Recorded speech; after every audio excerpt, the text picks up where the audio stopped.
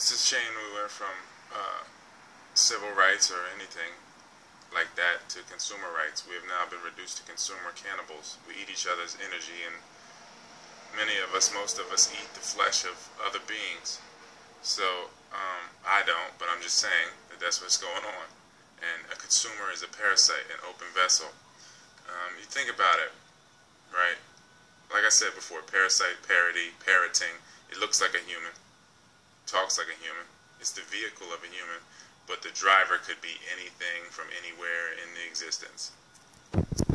And what I really wanted to get into here is that the attention span of the people determines what artists can produce musically, what people can produce as far as scripts and movies. The attention span determines that. If the attention span is terrible, people have to make things that are bells and whistles, you know, flashy objects. They have to do that. I mean, yeah, the media has gradually brought us down, helped bring us down, but at the same time, it's our own choice to let that happen, to where we succumb to this shit. So all I'm saying is that if we have this low level and short attention span, the only thing any artist that wants to exist, that wants to be relevant, wants to make money, the only thing they can produce is garbage. They can't produce anything of any real substance, that's of any real length, that might require your attention span. Like I tell people, like, I like The City of God. That's one of my favorite movies. And then they'll be like, oh, I've never heard of it. I'm like, oh yeah, it's in Portuguese. You know, you don't have to read. People just turn off at that moment. I'm like, this is crazy. Like, it's just terrible because it's one of the greatest movies of all time, and you just won't be exposed to it because your attention span is shot. And really what that has to do is what they're consuming. What are they consuming? Starch and sugar. The denser the starch, the more this nervous system will be destroyed. So refined sugar, potatoes, those denser starches like that, those things that white bread, those are drugs basically. As soon as they hit the tongue, they're turning into sugar.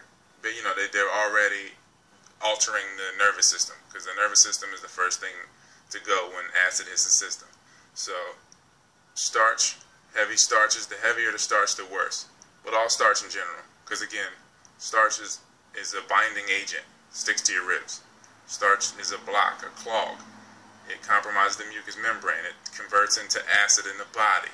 Starch only exists in hybrid plants, plants that have been cross-pollinated by man.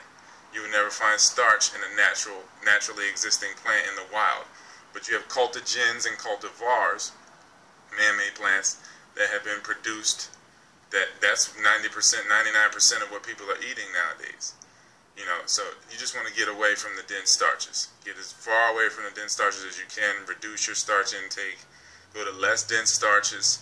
I know people, it's the #1 drug. It's the first drug. Even if we break it down in the Bible, the forbidden fruit, I'm going to go out on a limb and say, the tree of good and evil is a metaphor for eating what you shouldn't eat. Eating man-made or something that God didn't make, not a product of God or nature. God is the self. We all share the same self. I'm not putting God outside of you or external. Even for my agnostic or atheist folks out there, God is the self. We all share the same self. Whether you're a blade of grass or a pit bull or me, whatever the case may be, we all share the same self. And you know, the attention span is what determines the music and the art that's coming out. So, and the attention span is determined by what we put in our body, where our nervous system, where our peace is at. If there's no internal peace, then the attention span has to be shot. And that's true happiness, internal peace.